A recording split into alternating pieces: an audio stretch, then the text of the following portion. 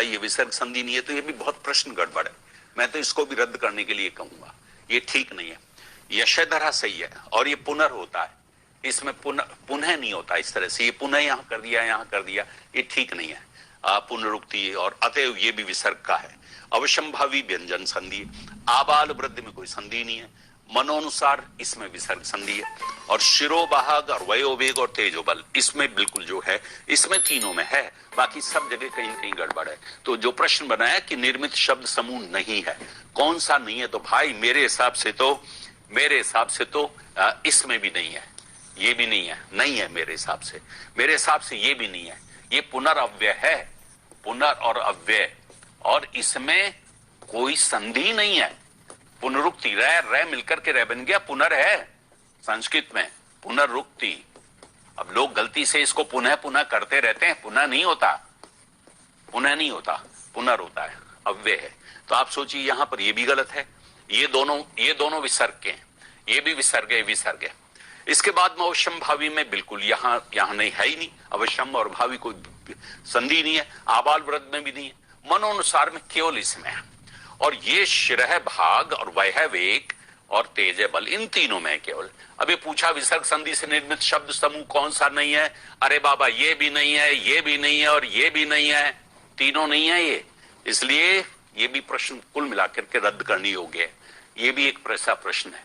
तो इसलिए मैं लिख देता हूं इसको, ये रद्द करने योग्य है, रद्द करने योग्य है। पांचवां प्रश्न, 21-24 में से 5 प्रश्न गलत हैं। अभी देखना आप, ये कौन से शब्द युग्म का अर्थभेद सही है। शब्द युग्म का अर्थभेद ये देखो, अरे अपकीर्ति नहीं होता, अपकीर्ति होता, मिसप्रिंट है। और ये जो अयश है, ये अयश अपकीर्ति है, बाकी तो और सब तो गलत है ही, और तो सब है ही। ये जो है ना कृति रचना होता है, तो फिर ये तो गलत हो गया ना, कृति रचना। और ढीठ जो है, ढीठ तो नजर को कहते हैं, दृष्टि को कहते हैं, ये नहीं है। और तरणी तो सूर्य को कहते हैं, ये भी गलत है। अब बचाई अयश और अयस लोहा सही है, लेकिन अयश का तो अपकीर्ति होना चाहिए ना, अपकीर्ति कर दिया, मिसप्रिंट है, यह है मिसप्रिंट।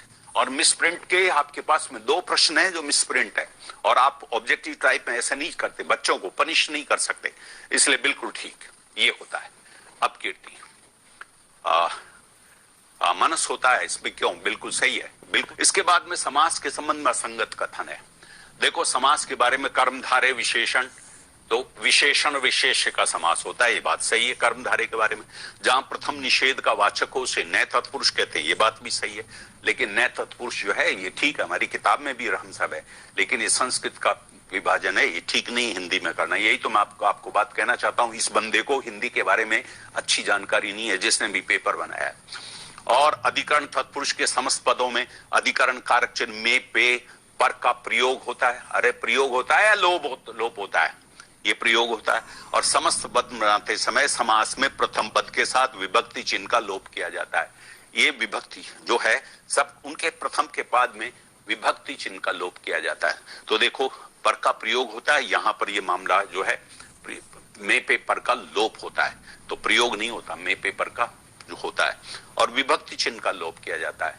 अब सभी जगह नहीं होता विभक्ति चिन्ह का लोप, सब हमेशा हर जगह नहीं होता।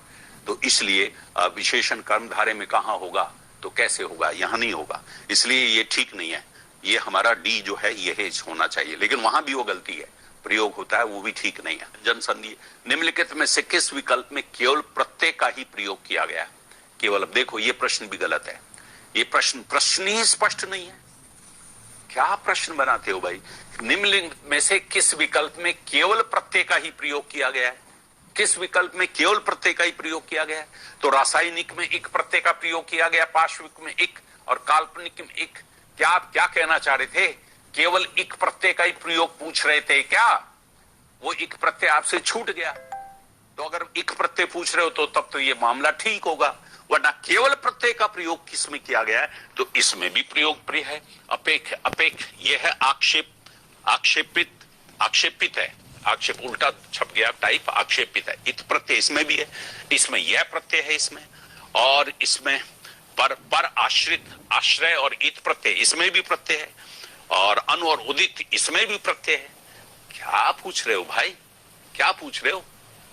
तो इसका मतलब कुल मिलाकर के पूछना ये चाह रहे थे इसमें, तो इसमें भी प्रत्यय, इसमें भी प्रत्यय, इसमें भी प्रत्यय, इसमें भी प्रत्यय और इसमें भी प्रत्यय, प्रत्यय प्रत्यय, इन दोनों में तो प्रत्यय भरे पड़े, तो फिर ये प्रश्न तो गलत हो गया ना। और यहां कर दिया अनादूत, हो गया ना गलत। अनादूत नहीं होना चाहिए था, अनाहूत होना चाहिए था, क्योंकि जो बिना बुलाए आया हो वो अनादूत थोड़े होता है, अनाहूत होता है। तो फिर ये गड़बड़ हो गया है यहाँ पर।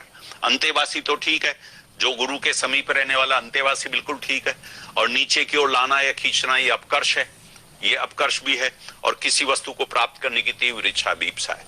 अब आप इसमें ये आप कर सकते हो, लेकिन सवाल ये है मेरे हिसाब से ये इसलिए नहीं होना चाहिए क्योंकि जब अनादूत जैसा इतना बड़ा ब्लंडर है तो फिर आपको इसको अनाहूत होना चाहिए था, प्रश्न रद्द करने योग्य है, ये रद्द करने योग्य है। एक गिलास का पानी, ये प्रश्न भी गलत है। ये देखो पद क्रम संबंधी गलती है, इसमें पानी का एक गिलास होना चाहिए, पानी का एक गिलास लाओ, पानी का एक गिलास लाओ, एक गिलास ला रहे हो, एक पानी का नहीं है, तो फिर न तो इसमें वचन संबंधी है, न इसमें अव्यय संबंधी है, न इसमें लिंग संबंधी गलती है, न कारक संबंधी गलती है, इसमें तो पद क्रम संबंधी गलती है। ये जो पद है एक वाला, ये एक है संख्यावाचक विशेषण। अब संख्यावाचक विशेषण की भी इसमें कोई गलती नहीं डाल रखी, विशेषण संबंधी विशेषण के प्रयोग की बारी, ये संख्यावाचक विशेषण गिलास के पहले आना चाहिए था, पानी के पहले नहीं आना चाहिए था। तो आप